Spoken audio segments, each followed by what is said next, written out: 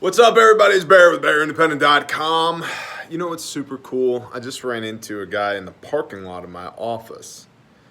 Noticed this little VW bug creeping up on me, and I kind of bladed myself to it. And this guy pulled up and he said, "Bear, appreciate what you're doing, man. Have a blessed day." And it caught me so off guard that the best that I could muster was "So brother, thank you, because you gave me goosies. You also gave me this terrible haircut. Really, thank you. That's freaking awesome. Very cool. Very cool. So I'm sorry I didn't get your name. We'll have to email me and fix my hair. Oh my gosh, where are the hair and makeup people when you need them? All right, today we are talking about money for prepping. Here's the deal. This is not a prepping lesson. This is a life/business lesson from Bear. You can use these principles to apply them to all kinds of things. Revenue for college, for your kiddos. Revenue for retirement. Revenue for prepping. Revenue to start a business. Revenue. Caveats. I'm not a financial advisor. I don't play one on YouTube. I have no funny letters after my name. Everything that I know is stuff that I have learned from doing, or there are principles that I have stolen, borrowed, absorbed from others that I'm going to repeat to you. But I do all of these things. And as always, I'm going to try and keep this fairly short. That tends to not happen in the prepper classroom. So get out your prepper notebooks. Let's roll. Money for prepping or whatever. And yes, I'll try and stay out of the way. Vanna White. There's really two things that we need to be concerned here. The first is we need to maximize our income. The second is we need to minimize our expenditures. If you're spending more money than you're making, that leads to debt. Okay? It can lead to debt. There are other ways to get to debt, which may or may not be featured in this video. The first is you need to maximize your income. Go to the ant, thou sluggard. 6 days ye shall labor. Go on, ye, labor. I have worked up to 100 hours a week for many weeks at a time. I'm not recommending necessarily you do that, but I've done it. An average work week for me for a good long while was 70 to 80 hours a week, easily pushing into the 100-hour week per week, many weeks. That S sucks. But you know what I had to show for it? Money. So, and a lot of people will say, I can't do that. Figure something out. Or there's not that many hours at my job. Figure something out. And we're going to get into a bit of that over here. Okay? But you need to maximize your income. You need to make as much money as possible. This means if you work, 8 hours a day, okay, and you sleep 8 hours a day, that leaves 8 other hours in the day. You probably need 2 of them to feed yourself, wash your dirty butt, do some laundry, clean the house, whoop your kids, whatever. That still leaves 6 hours. That's 8 hours a regular shift and 6 hours additional. That's 14 hours. Let's just say 12 hours. 12 hours a day. That immediately represents a 50% increase in your revenue. Immediately. If you just go from 8 hours a day to 12 hours a day. Most people work 8 hours a day, 5 days a week. If that, because of the stupid laws in America, a lot of people are now only working 7 hours a day, 5 days a week. That makes it pretty difficult. But let's just say you were industrious, 12 hours a day, 6 days a week. Okay? That'd be 72 hours per week. If usually you get 40, that's 1.75 times, 175% of your normal income, not including the fact that you're probably gonna make extra on overtime, depending on where you work. But usually after 40, it's time and a half, and after 60, it's double time.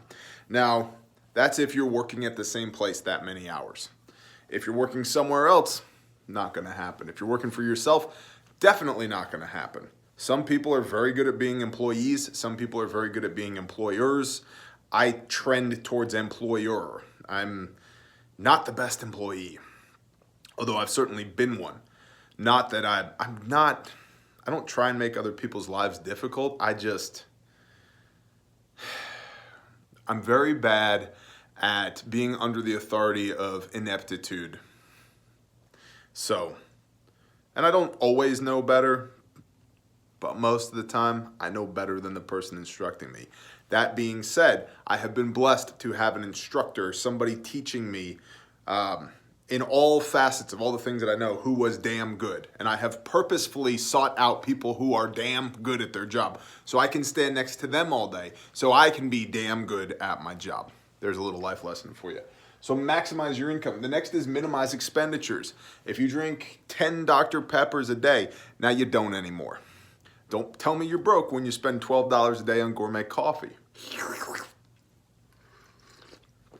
Disastercoffee.com. A portion of their proceeds go to support our ministry. Grindstoneministries.com. Just saying. But if you don't have money, what are you spending money on? A lot of people spend money on stupid stuff. We have some friends, we meaning my wife and I, who were visiting recently, who told us before they did a budget, which is something we're going to look at here in a minute, they realized that between the two of them, they were spending $1,000 a month on food. Between two of them. Between groceries and snacks and buying lunch out and blah, blah, blah, $1,000 a month. That's about what my family of 5 spends on groceries, spends on food each month. So there's definitely a headroom there, right? So you want to minimize those expenditures. Don't buy stupid crap. Don't buy stupid crap. We're going to get to that in a minute. So if you're making as much money as possible and spending as little money as possible, we need to talk about debt. A lot of people are in debt. That sucks because you're taking a portion of your revenue and you're servicing that debt with your revenue. You're throwing good money after bad. So the first thing to do here is stop accruing more debt. Do not buy another thing on your credit card. Do not refi the house. Or maybe, I don't know, variable rate, adjustable rate, fixed rate. Maybe talk to an actual financial planner. And there are really good ones out there that aren't going to try and sell you annuities, like that's their job, but are actually going to sit down and talk with you and instruct you. And in fact, you can email me if you want the number of somebody to work with like that, because I have one. But point being, debt, you got to eliminate that because you're taking your good revenue and throwing it after your bad debt. Start with whatever your highest interest rate is first. Pay that down, okay? Because mathematically, that's going to make your life the most miserable, the quickest, is not paying that down. So start with the high interest, pay that down. Then work to the low interest, pay that down. And then no new debt. Now this can take years upon years upon years, absolutely. But you got to do it. We, by the hand of the Father, have no debt. We are blessed. We're also blessed that we were grinding our faces off for 3 years, sacking as much money away as possible, getting back to the maximize income and minimizing our expenditures as much as possible for 3 years. That's this many years. So that we could make the jump from North Texas suburbalon to Eastern Oklahoma, middle of nowhere, on purpose, because we set our mind on a goal and then we made sure that our intentions mapped to the achieving of that goal. Okay?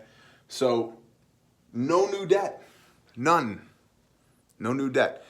Dave Ramsey's pretty good at this as far as the debt elimination part. After that, when it gets into investing, maybe. Then again, I'm not him, and the guy certainly knows what he's talking about, especially when it comes to eliminating debt. So eliminate debt. And then we get into a budget. You got to have a budget. And some people are really stringent on the budget. One of our financial planners is like, you got to get a budget. And I'm like, no. And they're like, yes. And I'm like, ish. And they're like, but how much are you spending? And I'm like, I have people for that. So I do like the bucket method where I'll put $500 in this bucket, and that's for groceries. Okay. When we need more money in that bucket, we'll fill it up. But I'm not like, we spent $312.78 on groceries. I'm like, There's 500 there. If 500 covers it, that's great. If we spend $312, I'll put $312 back in there so that bucket is always sitting at $500. That's how I tend to do things. That's not necessarily right or wrong for you. That's how I tend to do it. Some people are very anal down to the penny. Not me. I'm not a minutia guy. I'm not a super fine detail guy. I'm a big picture macro guy, okay? But you can get certain tools. The Every Dollar app from Dave Ramsey, the debt guy, is a pretty good one. Although, interestingly, they want to charge you something each month to use their app, so that's funny. Trying to charge broke people to use your app. No offense, because I've been a broke people too. And then another budget app is mint.com. This is the one that my financial planner is constantly trying to get me to do. And I'm like, no. And they're like, yes. And I'm like, no.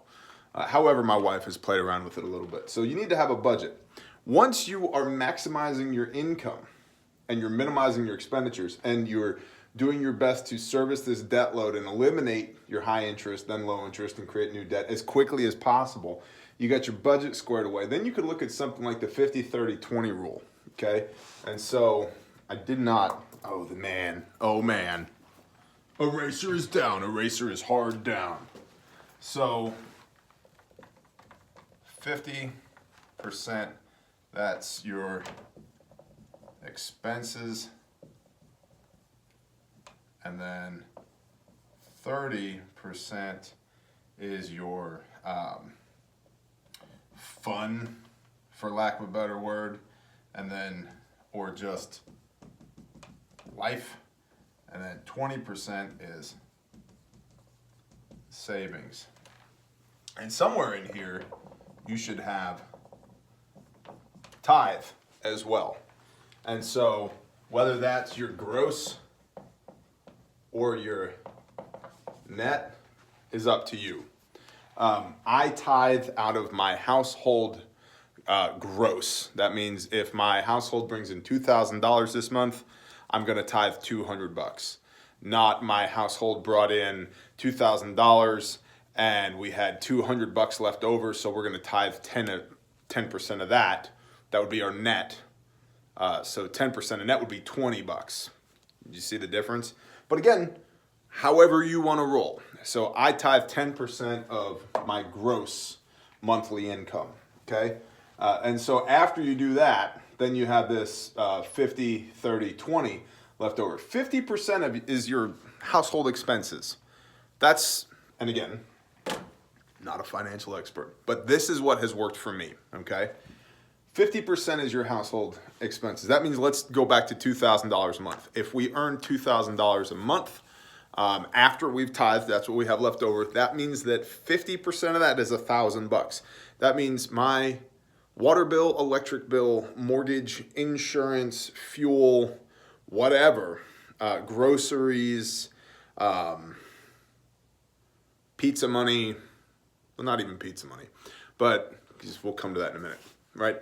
My bare necessities, 50% of my income, that's $1,000 per month, okay? 30% of that, or what's about $600, is fun, life, saving towards a vacation. Hey, let's order a pizza. I think I want to, get a new one of these or whatever, okay? That's a pretty good strategy. So you have some fluff in your budget so that you can spend some of your money and spend it on things that create experiences that bring you joy. I'm not a big fan of buying things to bring you joy, but I'm a big fan of creating experiences that are memorable and bring you joy, because memories last a hell of a lot longer than stuff. So 30% is for your fun, for your life. Hey, let's drive into the city and go see a show because that band we love is going to be here. Awesome. Do we have the money? Yes, we do. Because 30% of 2,000, $600. That's $150 a week for stuff. Now, if you have vices, right? Getting back to minimize expenditures, if you're smoking and drinking every day, $150 isn't going to go very far each week. So don't be worried that you don't have the money when you're buying, a 20 pack of Bud Light aluminum bottles every day and smoking a pack and a half of Winston's. That's where your money's going, okay? So this is 30% of your growth or your income. And then 20% of that's savings. So that's $400 a month. That can be your 401k, that can be accounts for your children, that can be general savings fund, your emergency fund, which is something that Dave Ramsey talks a lot about with dealing with debt, having $1,000. I think it's like the majority of Americans have less than $400 in their bank account. That's a problem because $400 doesn't cure many emergencies. So having $1,000 tucked back as your emergency fund, $1,000 fixes a lot of problems. Once you get that 1,000 put away, 5,000. 5,000 fixes pretty much any problem one could have, or at least gets you started on the fix, right? It's a great first step, having $5,000. And I realized for a lot of people going, hey man, I only earn $2,000 a month gross. How am I ever going to save 5,000? This is how. Because you're putting 400 away. That's in a year, that's $5,000. So this is something that works for me. Now, to be clear, I have always been of the opinion, the conviction, the instruction from my parents to steer clear of debt. I have basically no personal credit history, but I have a phenomenal credit history with my businesses, some of which have been operating for over a decade because we pay our bills on time. But this debt, if you're going to service this debt load, that's going to be in your expenses column, not your fund and savings column, okay? So if you have an exorbitant amount of debt, you really need to maximize your income and minimize expenditures. You have to do that. A debtor is a slave to his debt. So this is key. Where do I get money for prepping? If you're spending $800 a month to service your debt load, that's $200 a week right there, money for prepping. Yeah, Bear, but it's going to take 3 years to get rid of that. Well, you know what? The best time to plant a tree was 20 years ago. The second best time is today. Quit your whining and get started, okay? Now, how do we get some money? Here's some options. First is an online business. It has never been easier to have an online business because guess what? We have the internet. Our parents, a lot of us, did not have the internet. There's all kinds of commerce going on the internet. You can become an Amazon reseller, buy from, the Wuhan province warehouse this product for 4 cents and buy 1,000 of them, so for $40, and then list them on Amazon for 80 cents. Okay, well that's $800 plus shipping. Do the math on that. You just made $760. Bing, right? Like, you can do that. You can blog about what it's like to be an iron worker making $2,000 a month living in East Overshoe, Indiana, and how the Trump administration with the tariffs on Chinese products has been really good for your industry, and so that's allowed you to get some extra overtime. Or talk to an iPhone about that, or podcast about that. Yeah, all of that can earn money, right? So an online business, which can in part be consulting. A lot of people, most people, take for granted the things that they know. Go be a consultant.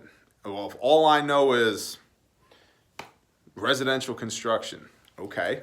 Become a residential construction advocate that people who are building new homes hire for 5% of the total ticket cost.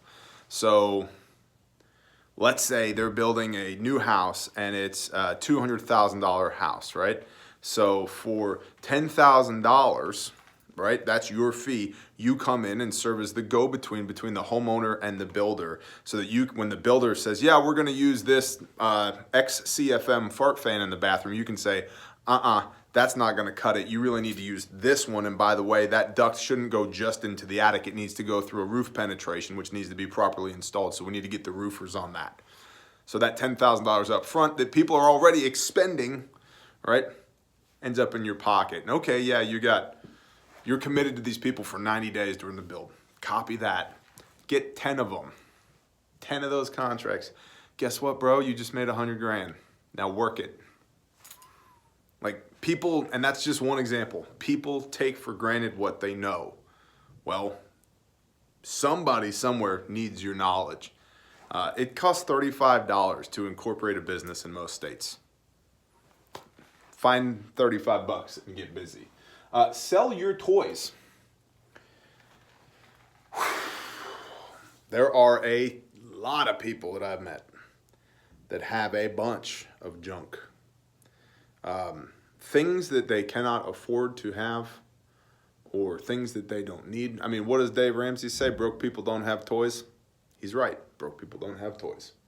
So if you have your jacked up 4x4 pickup truck that's your mudding truck, and you like to take it out on the weekends in the early summer and blah blah blah blah blah, but you can't rub two nickels together and there's no food in your pantry, screw your mudding truck. Sell it. Yeah, Bear, but you don't I understand. Boy, do I understand. I've been operating businesses since I was 17 years old. I have had times in my life where we've had literally 16 cents in our bank account. I get it. I've done this stuff, okay? Sell your toys. Sell them. Get rid of them. Well, yeah, but this is my Mosin Nagant sniper rifle that I put together, and it's got $4,000 into it, and why would you need a $4,000 Mosin? But it's got $4,000 into it, and market value is only $600. Well, you made a bad investment in that gun, but you need the money. Broke people don't have toys. Sell it and get $600. It's as simple as that, okay? And then OT, like we talked about, work more hours, whether they're your hours or somebody else's hours. Talk to your boss. Hey, boss, are there any more hours I can pick up? Well, yeah, there are, but you know what? It's night shift. Okay. Can you do that? Yeah, I'll figure it out. Well, it's going to be hard. Yep, I'm harder. Let's do this. Okay, right? Or 2 jobs. Figure something out. And I realize that it can sound a little bit snarky and facetious for me to say this, but I want you to understand I've done all of this. I've done all of it. Getting back to the beginning, I have worked 100-hour weeks. I have been so tired that I have come inside, fallen face first on my bed with my boots on Saturday afternoon and stayed there till Monday morning. Yeah, for real. When I was living out of hotels doing power construction work, I'd have a Monday morning wake-up call. I'd come in from day shift on Saturday, early evening, and just fall face first on the bed and stay there till Monday morning because I was literally exhausted. I have slept in the bed of my pickup truck underneath a wool blanket and a sleeping bag on a neoprene sleeping pad in Connecticut in the winter, ambient temperature roughly 12 degrees, while it's snowing on night shift, being woken up every 10 to 15 minutes to dispatch trucks to different trenches where excavation and backfill had to take place because there was no night manager. 4 months, day shift and night shift, 4 months. And the sleep that I got was in 10 to 15 minute increments for months. Yeah, it got done. I was a zombie, but it got done. And you know what? I got paid real well to do it. So it's out there. You just have to want to go get it. What's that Henry Ford quote? Most people miss opportunity because it's dressed in overalls and looks like hard work. Amen. So I won't continue to pontificate any longer. Here's some of the methods that I've used to get money for prepping. But it's really basic, as are all things in life that are the most important. You just have to execute on them. Earn as much money as possible, spend as little money as possible, eliminate your debt, and set a budget and stick to the budget. Set a budget and stick to the budget. And if you can automate that your money comes into your account and boom, the moment it hits your account, 20% off the top goes right into savings. 30% goes into a different fund, and then only 50% is left sitting there where you can't mess with it. That's a whole nother thing. And then figure out, what are you going to do? Are you going to liquidate all your toys? Are you going to work more overtime? Is there something that you know that the rest of the world doesn't, and you somehow have been gifted with the gift of communication that you can explain that to other people? Whether it's, it could be crocheting, it could be needlepoint, it could be Japanese joinery in carpentry, it could be all kinds of stuff, HVAC, it doesn't matter, something. Can you consult on that? And if you're consulting, is there a way for you to take that information, those skills that you have, and build an online business out of it, especially in today's day and age? Well, yeah, Bear, I would, but I'm only going to make $1,000 a month. What's $1,000 a month you don't have right now, homie? And if you're only making $2,000 a month, that's a 50% increase in your monthly revenue. Who are you to turn your nose up at that? I'd take another $1,000 a month. Sounds good. So, I hope that there were some nuggets in here for y'all. I appreciate it. If you want to support the show, click the baby bear up here. Buck or more a month takes you to Patreon. 24 exclusive pieces of content per month there. Mucho apreciado, patronos. You guys are the best, and you girls are the best. Thank you very much. We would not do this without you. I'm deeply appreciative of you. Shalom.